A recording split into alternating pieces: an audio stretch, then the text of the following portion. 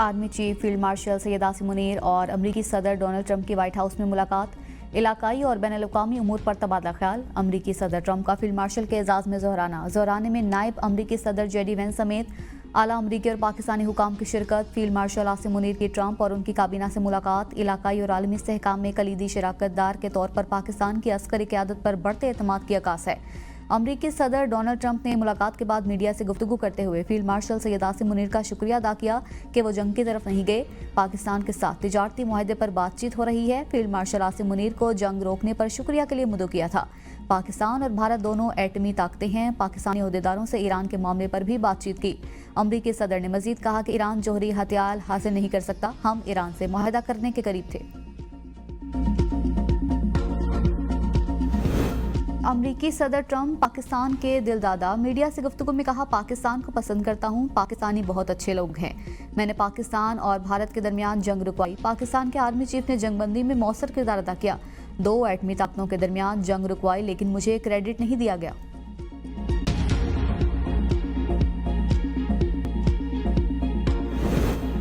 अमरीकी सदर की एक बार फिर ईरान को गैर मशरूत हथियार डालने की वार्निंग। ट्रंप का कहना है कि कोई नहीं जानता अमरीका ईरान पर हमला करेगा या नहीं।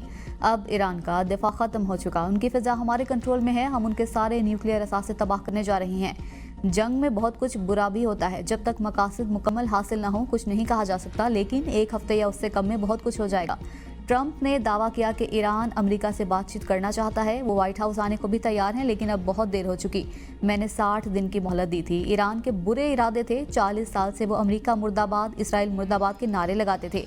क्या हम एक दुश्मन मुल्क को बर्दाश्त करते जिसके पास एटमी हथियार हों और वो दुश्मनों को तबाह करना चाहे?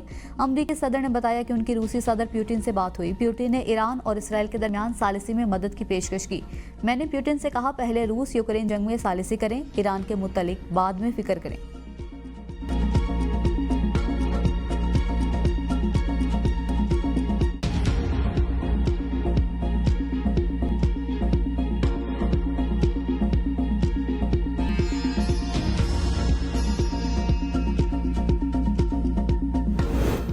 अमरीका सुन ले, ईरान सरेंडर नहीं करेगा। ईरानी सुप्रीम लीडर आयतुल्लाह खामनाई का ट्रंप को 2 टोक जवाब। ईरानी सुप्रीम लीडर ने कौम से खिताब में कहा, जो ईरान को जानते हैं उनको पता है कि ईरान धमकियों का जवाब कैसे देता है। जंग हो या अमन मुसल्लत करने की कोशिश की गई तो हम कबूल नहीं करेंगे। ईरान पर हमला करके इसराइल ने बड़ी गलती कर दी। इसराइल को इसके मुजरिमाना इक़दाम की सज़ा मिलेगी। हम शहीदों का लहू कभी नहीं भूलेंगे। ईरान सहूनियत से कभी समझौता नहीं करेगा। फ़ज़ाई हुदूद की खिलाफ वर्जी पर ईरान खामोश नहीं रहेगा। एटमी हथियारों की तैयारी के इल्ज़ाम झूठ का पलंदा है। दुश्मन मुस्लिम ममालिक में फूट डालने की कोशिश कर रहा है।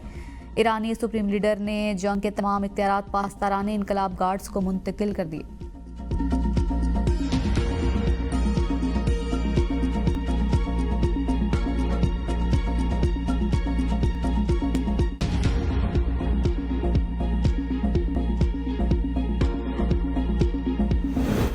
वज़ीर-ए-आज़म शहबाज शरीफ ने इसराइल को आलमी अमन के लिए खतरा करार दे दिया। काबीना इजलास से खिताब में कहा, इसराइल की ईरान पर खुली जारियत खत्ते के लिए खतरनाक है। आलमी बिरादरी फौरी जंगबंदी और गजा की मजलूम आवाम के लिए किरदार अदा करे। ये जंग खत्ते के लिए बहुत खतरनाक है। ईरान और तुर्किया के सदूर के साथ खत्ते की सूरत हाल पर बात की। गजा की सूरत हाल इंतहाई अफसोसनाक है। वहाँ 50,000 से ज़ायद लोग शहीद हो चुके। इसराइल ने गजा में अब भी जुल्म का बाजार गर्म कर रखा है। गजा में जुल्म जारी है। आलमी ज़मीर कब जागेगा? गजा की सूरत हाल पर आलमी बिरादरी को नोटिस लेना होगा।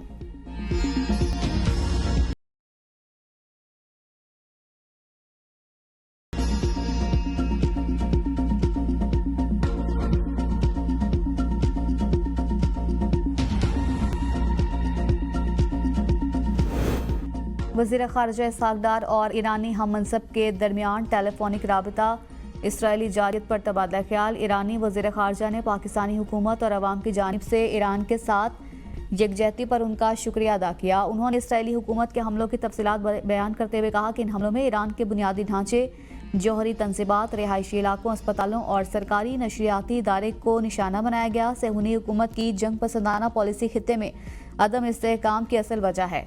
आलमी बिरादरी इन हमलों की खुलकर मजम्मत करें। इसराइल को बैनुल-अक़वामी कवानीन की खिलाफ वर्जियों पर जवाबदेह ठहराएं।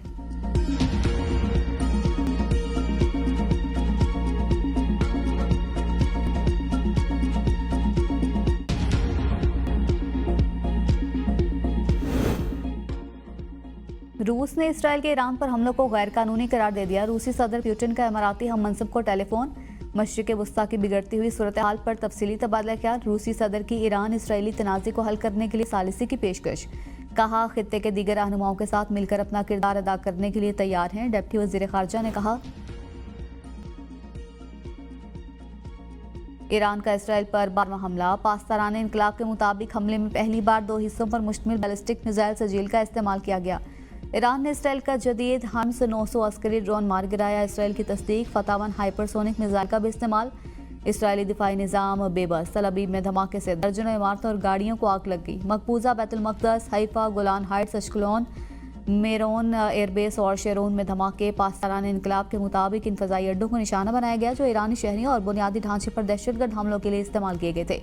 ईरानी अफवाज की इसराइली शहरियों को हाइफा और तल अबीब छोड़ने का हुक्म। वाशिंगटन पोस्ट का कहना है कि इसराइली एयर डिफेंस सिस्टम दबाव का शिकार हो गया है।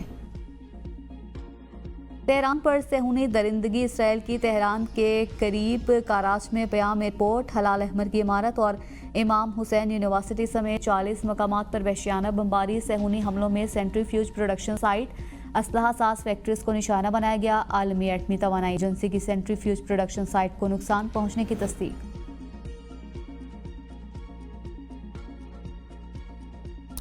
पाकिस्तान जंग चाहता है, ना हम मुज़ाकरात के लिए बेचैन हैं। Chairman people's party Bilawal Bhutto Zardari ने भारतीय सेक्रेटरी खारजा के बयान पर रद्दअमल में कहा कि भारत इस वक्त बहुत बुरी तरह हारा हुआ है। भारत ने अफसोस के साथ पायदार अमन की तमाम कोशिशों की मुज़ाहमत की।